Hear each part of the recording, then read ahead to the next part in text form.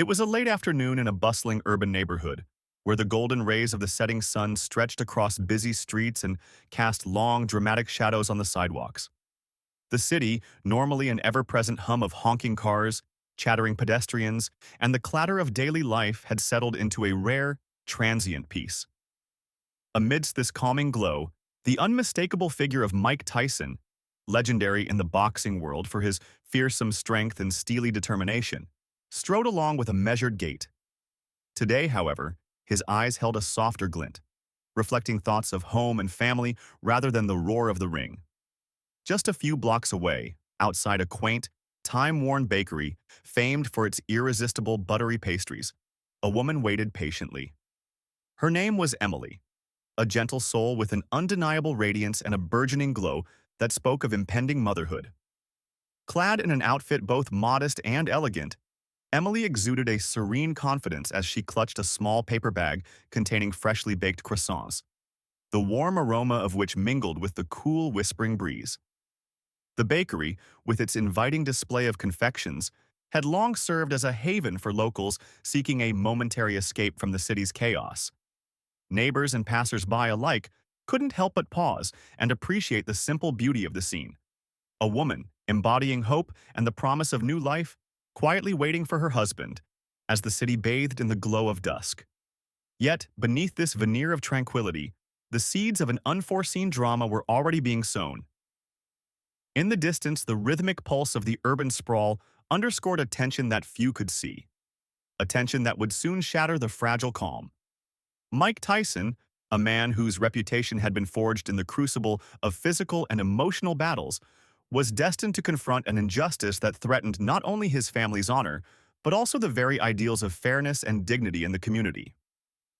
As the day waned, every element, from the subtle interplay of light and shadow to the steady murmur of life on the streets, hinted that this ordinary evening was on the cusp of becoming extraordinary.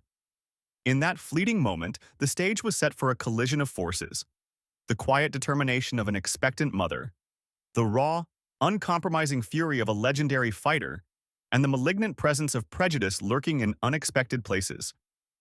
None could have predicted that the simple act of waiting outside a beloved bakery would soon erupt into a confrontation that would captivate the neighborhood and challenge the deep-seated notions of justice.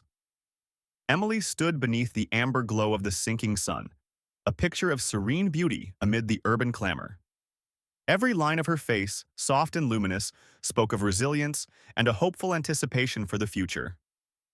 As she cradled the small paper bag containing warm croissants, a treat that had become synonymous with quiet, everyday joy, her eyes shone with gentle determination.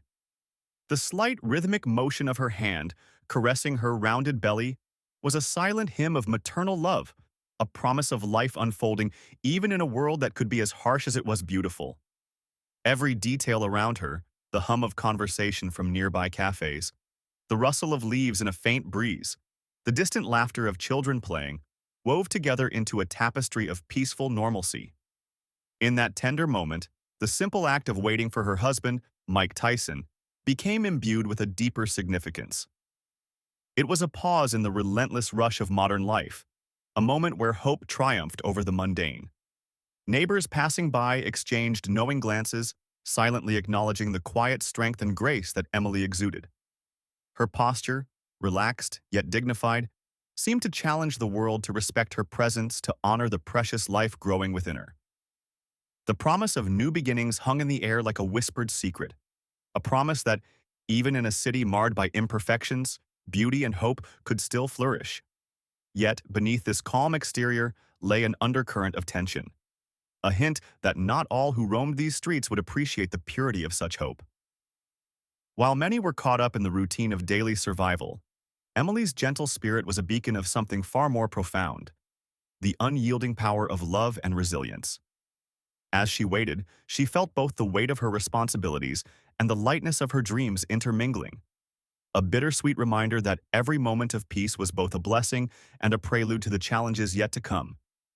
The air around her, filled with the delicate scent of baked goods and the soft murmur of life, was pregnant with the possibility of transformation. In that suspended moment between day and night, hope reigned supreme, a promise that even the darkest shadows could not snuff out the radiant light of a determined heart.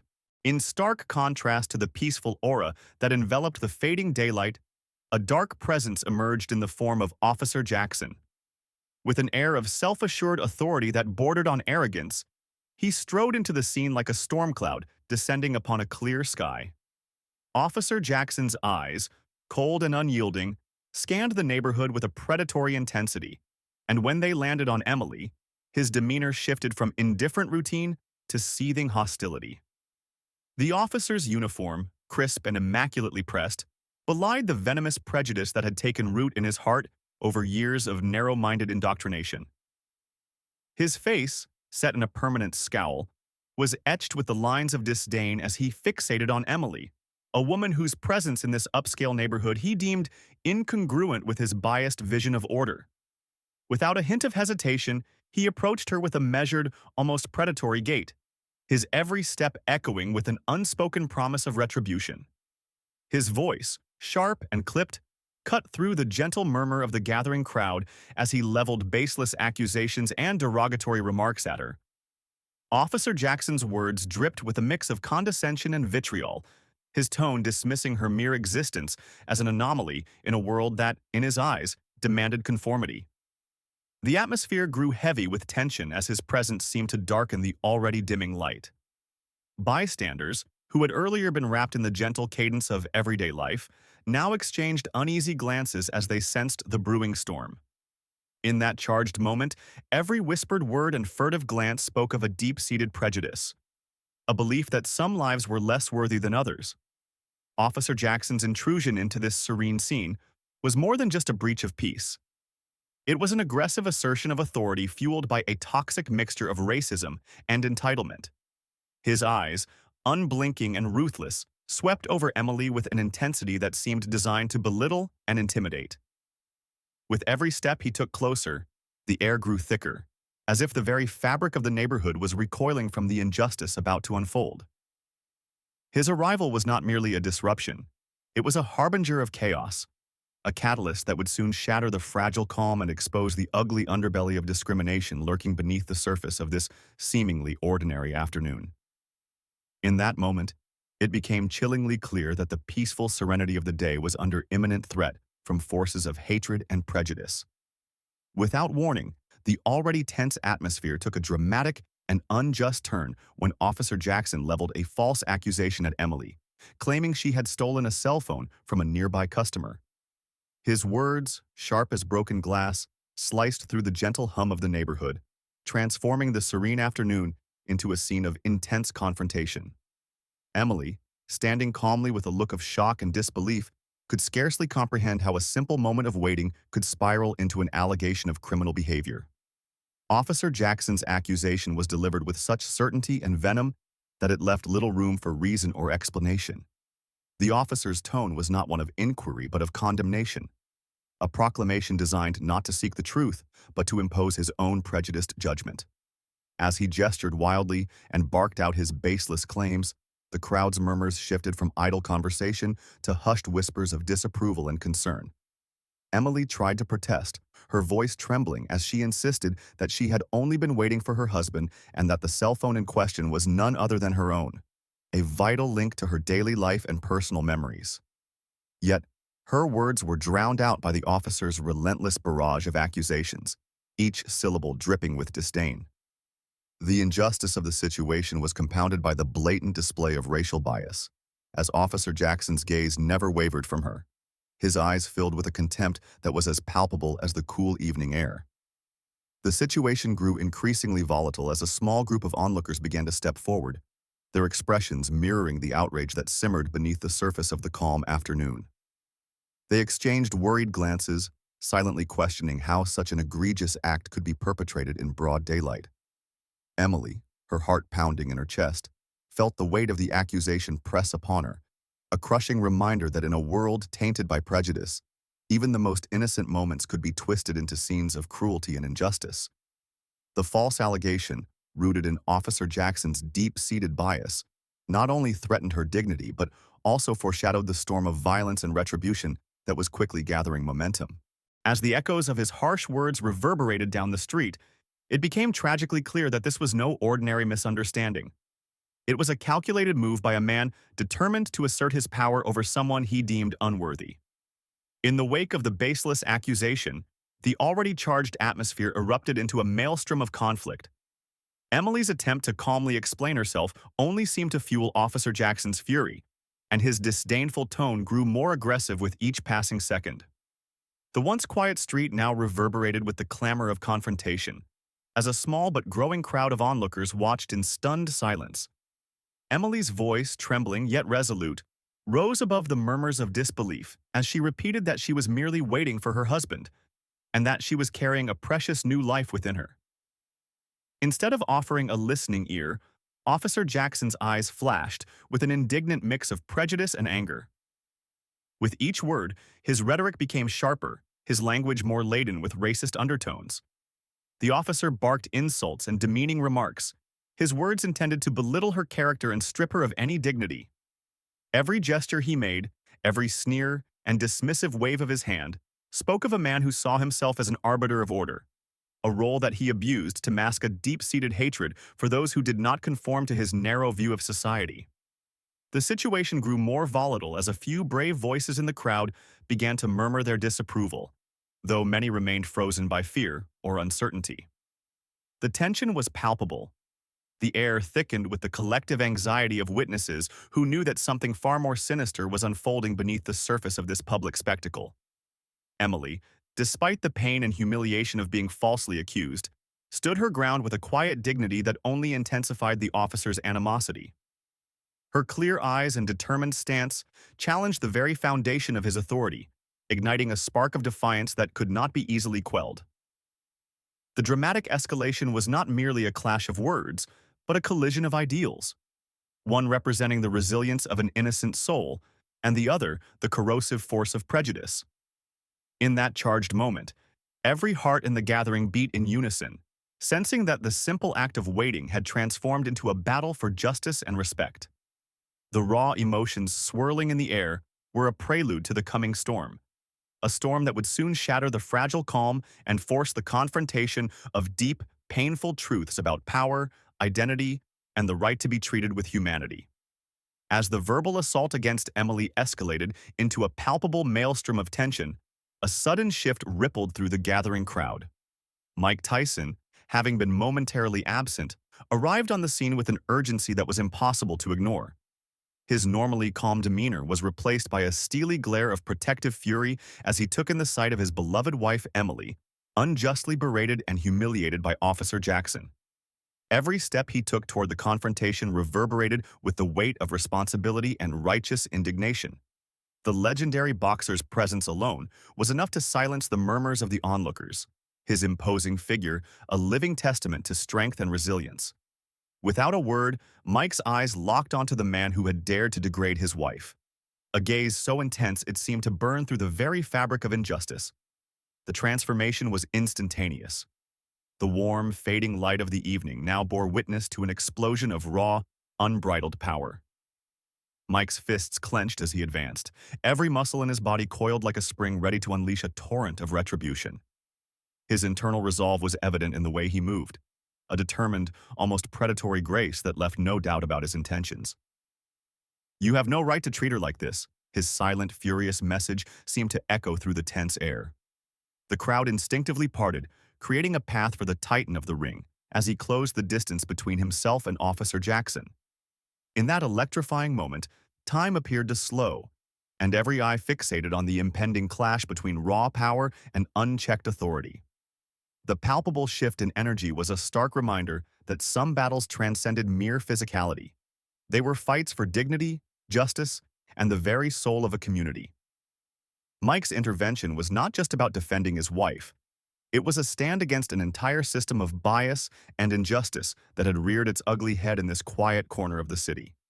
His presence was a declaration that no one, no matter how much power they wielded, could trample on the rights of the innocent without facing the full force of righteous fury. The air crackled with anticipation as Mike Tyson moved to confront Officer Jackson, his every step a promise of swift, uncompromising justice. It was a moment charged with tension, where the stakes were not just personal but emblematic of a larger struggle against the corrosive forces of prejudice and abuse of power. In that split second, it became clear that the course of events was about to change dramatically, as a legendary hero took up the mantle of defender not only for his family but for the very ideals of fairness and respect. With the intervention of Mike Tyson now in full swing, the street transformed into a battleground where raw emotion and brute force collided in a spectacle of intense violence and unyielding determination. Officer Jackson, already steeped in his own hubris, now found himself face to face with a man whose reputation for unstoppable power was known far and wide. The air was thick with anticipation as Mike stepped forward, each measured stride punctuating the charged silence that had fallen over the gathering crowd. In that moment, the world seemed to shrink down to the space between the two adversaries, one fueled by prejudice and the other by an unrelenting desire to protect his family. Without warning, the confrontation erupted into a flurry of movement and sound. Mike's fists, long celebrated in the boxing ring for their devastating impact, became instruments of swift retribution as they connected with a force that sent shockwaves through the onlookers. Each punch was a carefully calculated expression of anger and sorrow, a message that no one would dare violate the sanctity of his family. Officer Jackson, taken aback by the sudden ferocity of the assault, tried to regain control of the situation, his own attempts at retaliation falling short against the overwhelming power of Mike's blows. The clash was not merely a physical contest. It was a visceral confrontation of ideals. Every strike that landed on Jackson's uniform was a repudiation of the hateful beliefs he had clung to for far too long. The crowd, caught in the whirlwind of the unfolding drama, alternated between gasps of horror and fervent cheers of support. The sounds of fists connecting with flesh, the thud of heavy blows, and the officers' stifled cries formed a cacophonous backdrop to the scene. Mike's face, a portrait of raw determination and simmering fury, was a stark contrast to the defeated, disoriented expression slowly taking over Jackson's features.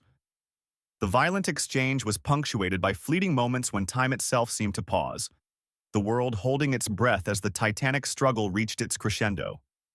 In those moments, every eye in the crowd bore witness to the unyielding power of a man driven by love, honor, and the relentless pursuit of justice. The ferocity of the battle, combined with the palpable tension and raw emotion, made it clear that this was no ordinary fight. It was a reckoning, a brutal, unvarnished testament to the fact that when the rights of the innocent are trampled, there is always someone willing to rise and fight back. With every punch and every retaliatory blow, Mike Tyson was not only defending his wife but also sending a resounding message to every onlooker. Prejudice, injustice, and abuse of power would not go unchallenged. As the violent confrontation reached its fevered pitch, the undeniable tide of justice began to turn firmly in favor of righteousness. Officer Jackson, once so confident in his authority, now found himself reeling from the overwhelming force of Mike Tyson's retribution. Every blow delivered was a resounding declaration that the era of unchecked abuse and racial prejudice had come to an end. The crowd watched in stunned silence as Mike, with surgical precision and unparalleled power, unleashed a series of punishing strikes that shattered not only the officer's physical defenses but also the very foundation of his authority. Each impact of Mike's fists was like a hammer pounding on the walls of systemic injustice, dismantling the false claims and discriminatory ideologies that had fueled Jackson's behavior. The officer's attempts to rally back grew feebler with every passing second, his once boastful demeanor replaced by a grimace of pain and humiliation. The sounds of fists colliding with flesh echoed through the street, creating a rhythm that was as much a battle cry for justice as it was a testament to the power of righteous fury. In the midst of this climactic struggle, the gathered onlookers found themselves united by a shared sense of moral vindication. Whispers of solidarity spread like wildfire through the crowd, each person silently acknowledging that this moment was a turning point, a decisive stand against the festering wounds of racial hatred and abuse of power. Mike's relentless assault was punctuated by a chilling calm, his eyes burning with an intensity that left no doubt about the resolve behind his actions. The shattered remnants of Officer Jackson's pride lay scattered on the pavement, each bruise and dent a stark reminder of the price of injustice. As the finality of Mike's blows settled into the air, a heavy silence descended upon the scene, a silence that spoke volumes about the victory of truth over tyranny. Witnesses, many of whom had recorded every harrowing moment on their smartphones, now felt a renewed sense of hope that justice, though sometimes delayed, was ultimately inevitable. In that defining moment, the streets bore witness to a powerful lesson: that no act of prejudice or cruelty, however deeply rooted, was invulnerable to the piercing light of accountability. The scales of justice had finally tipped, and the message was unequivocal: a warning to all who dared to abuse their power. The fight for dignity and respect would always be met with unwavering, formidable resistance. In the aftermath of the brutal showdown, as the echoes of conflict faded into the cool night air, a profound sense of resolution began to settle over the scene. Mike Tyson, still breathing heavily from the intensity of the encounter, knelt beside his wife, Emily, whose once hurt features were slowly giving way to relief and gratitude. In that tender moment, the indomitable spirit of a family, tested and forged in the fires of injustice, shone through. Emily, with tear-streaked cheeks and a trembling smile, clutched at her swollen belly as if drawing strength from the promise of new life. Mike's protective embrace, firm and resolute, spoke volumes of his unyielding commitment to safeguarding those he loved. Around them, the crowd that had gathered in witness of the harrowing events began to disperse, carrying with them a mixture of shock, admiration, and a renewed belief in the possibility of change. The day's events, seared into the collective memory of every onlooker, had become a stark reminder of the pervasive impact of systemic prejudice and the urgent need for reform. Amid the murmurs of disbelief and quiet applause for Mike's intervention, discussions of accountability and justice rippled through the crowd. People spoke in hushed tones of how an act of raw courage could challenge deep-seated discrimination, and how the streets, once marred by injustice, might now serve as a catalyst for a broader societal transformation. As flashing lights signaled the arrival of additional law enforcement to document the aftermath, Mike's eyes remained fixed on Emily, a silent vow that he would forever be the shield between his family and any who dared inflict harm. In that transformative twilight, the city itself seemed to breathe a collective sigh, as if acknowledging that even the darkest moments could herald a new dawn. The legacy of that fateful evening would live on not merely as a tale of violence, but as a rallying cry against injustice, a poignant reminder that the strength of love and unity can triumph over hate. With hearts resolute and spirits emboldened, those present vowed that the fight for fairness and dignity would continue, echoing through every corner of the community and inspiring generations to come.